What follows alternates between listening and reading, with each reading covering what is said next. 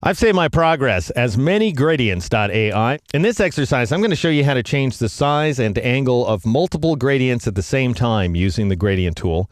But first, I want to show you a limitation of the gradient tool and one of its excellent advantages, something that you can do with the gradient tool that you just can't do from the gradient panel. So first, the limitation. I'm going to select the cat head, let's say. And imagine that I want to assign a gradient to the head. I don't. I want it to remain solid black. But let's say I want to assign a gradient.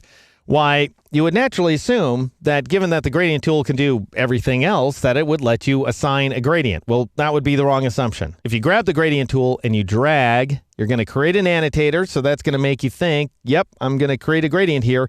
And then you release and nothing happens. And we have not assigned a gradient. The color panel is still showing us a solid fill. And if I go up to the edit menu, there's nothing to undo. So I didn't do a darn thing using the gradient tool. So you've got to assign a gradient first and then modify it using the tool. Here's a great thing, though, about the tool. I'm going to control click or command click on the nose here to select it. And I'm pressing control or command so I can temporarily get my black arrow tool. And then when I release, I go back to my gradient tool. Let's say you want to darken up this gradient. And normally what you would think is that you've got to go over here to the gradient panel and you'd have to change white to some other color to darken things up.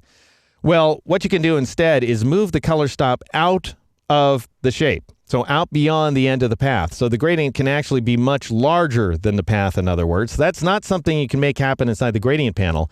You can make it happen, however, by just dragging this origin point downward. And now I've dragged the gradient so far down that it doesn't actually occur inside of the path outline. So the entire path is now black. And now if I drag that terminus point up, then I will introduce a little bit of gradient into the tip of that nose. Now we're not seeing it very well because it's hidden by the annotator, so I could press Control-Alt-G or Command-Option-G on a Mac in order to hide the annotator. Here's another thing you could do, by the way. I'll press Control-Alt-G or Command-Option-G to bring it back. You can just press and hold the Control key or the Command key on the Mac, because that temporarily switches you to the black arrow tool, and the annotator automatically hides. And then as soon as you release the Control or Command key, it comes back.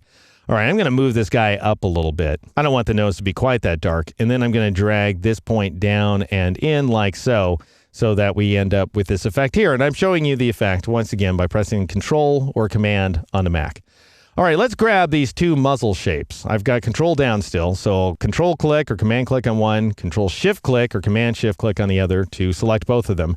And now notice as soon as I release, I get two independent annotators. So you get an annotator for each and every path outline, which makes it difficult if you want to get exactly the same results from both gradients. You want one gradient to course through both paths, for example, or to course in the same direction.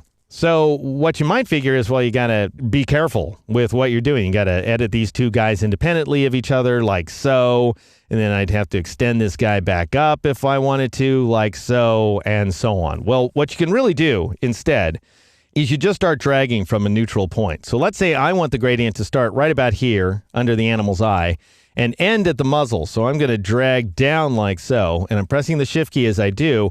And notice I'm creating a new gradient annotator as I draw because I drew from a new location. And that annotator is going to affect both path outlines at the same time.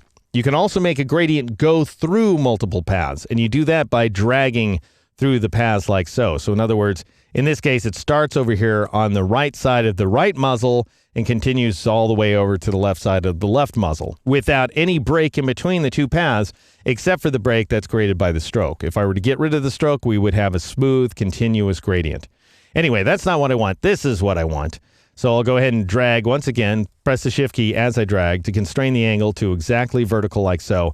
And now I have a single gradient annotator to work with. If you want to break the shape so that they have their own unique gradients, then you'd want to deselect one of them and then modify the gradient annotator that remains for the selected shape.